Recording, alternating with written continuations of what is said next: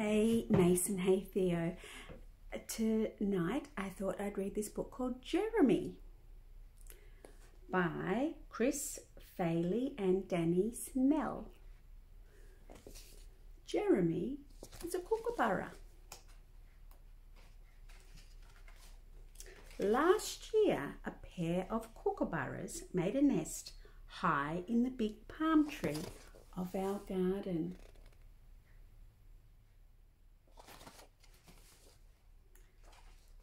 One night our cat brought a baby bird into the lounge room. It was very ugly with a big beak, big bulgy eyes, closed and no feathers. It was a baby kookaburra.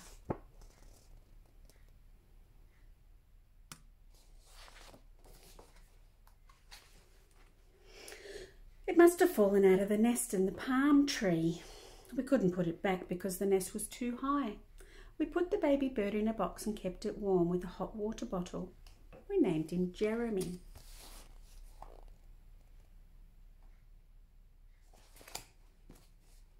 How would they know that's kookaburra? Little pink thing. Jeremy loved to eat. He's sitting on a hot water bottle and he's having a syringe of food. We got some special food for baby kookaburras and we fed him every 4 hours. He grew very quickly. After 1 week, Jeremy started to get a little spiky feathers, but his eyes were still closed. When Jeremy was 2 weeks old, he looked more like a bird. His feet were very big and his spiky feathers were getting longer.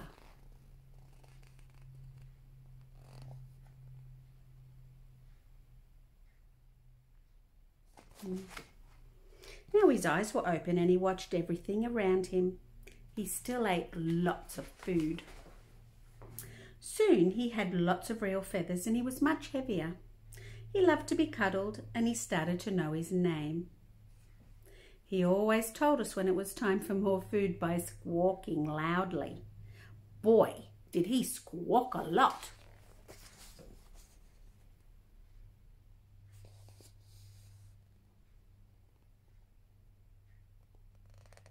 Isn't he looking at the little beetle there? Do you see her?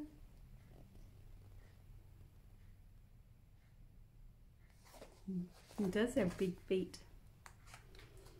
Jeremy grew so fast he was often tired. At night, he liked to watch television, but he nearly always fell asleep. Sometimes he didn't want to go to bed.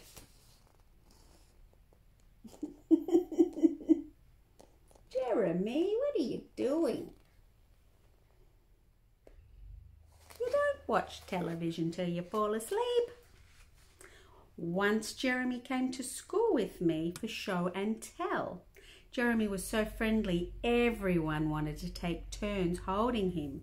Jeremy really liked this.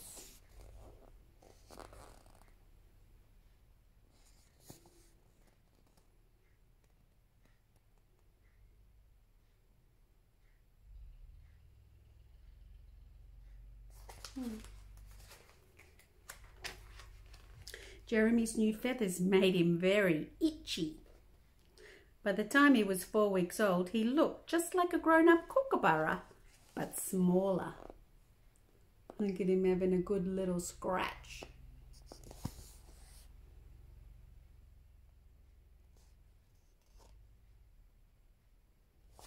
What a little cutie. Jeremy loved to watch the fish in our fish tank. I wondered what he was thinking. How nice it would be for lunch. I wonder if he was thinking how nice it would be for lunch. You think he's thinking that? I don't think so. Maybe. Soon Jeremy wanted to fly. He practiced flapping his wings, but he couldn't get off the table. He would wear himself out and then he'd have a little sleep.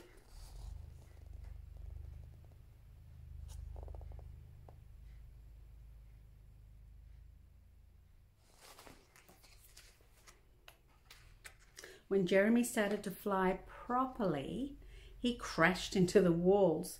It was time for him to be outside. He loved being in the backyard, listening to the other birds.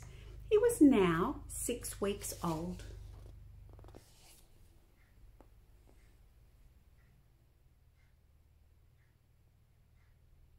Are they willy wagtails?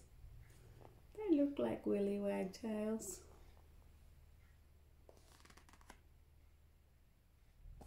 On the wheelbarrow.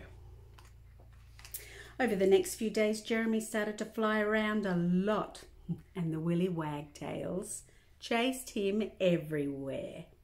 He always came back to the window when it was time to be fed. They are willy wagtails. They sort of jump from side to side. They sort of hop or jump, and it looks like their tails are going like they're wagging. But they're not. They're just jumping.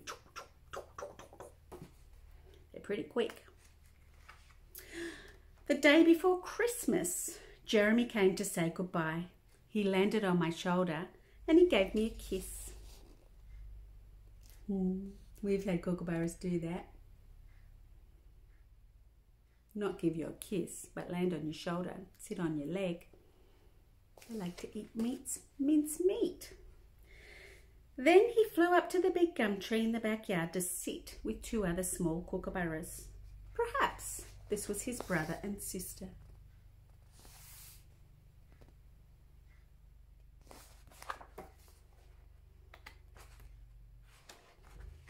At sunset, the 3 kookaburras flew away together.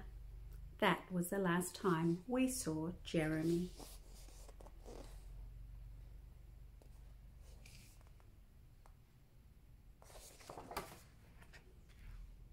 We were so glad Jeremy had grown up to be a beautiful, healthy kookaburra and that he had found his family.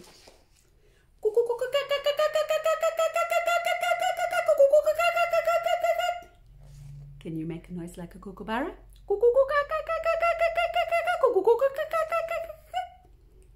Now here's some interesting information about kookaburras, and I just double checked it and Googled it. When they are little, the mum lays 3 eggs. She lays 1, then a few weeks later she lays another one, and a few weeks later she lays another one. So all the eggs are different sizes, and the very last one is often littlest. And kookaburras are family orientated, so they are territorial. They live in a certain distance in an area. They don't go flying past there. They just live in this whatever space it is, maybe by your house. And the teenagers help the parents raise the little babies. But when the baby's just born, when the babies, are in the nest, the first one, the eldest one, often bullies the other ones. And the littlest one that hatches after the other 2 quite often gets pushed out of the nest. They can't see, their eyes are still shut, they just go backwards and they push them out. Or they get in the way when the mum's trying to feed them and take all the food because the little one can't see. And the little ones really just in case the others die. So when they're really little, they bully their siblings and they push them out and they try and get rid of them because they want to grow up nice and big and strong. But then once they're big, then they just work as a team. They work as a family. And I was reading it's only 1 of 3 birds that do that the teenagers help the parents raise the little ones. So that was very interesting. So that's probably what happened to Jeremy, but he was found by a family who raised him. And now that I've read this book, if I found one, I think I'd do that too. And I suppose he'd probably be in our area because they're territorial. They live in the territory. So that probably was his siblings that pushed him out of the nest. You guys. Anyway, there's some interesting information about an Australian bird. Anyway, I love you guys. Sweet dreams. Miss you heaps. Good night, Mason. Good night, Theo. Hope everything's great.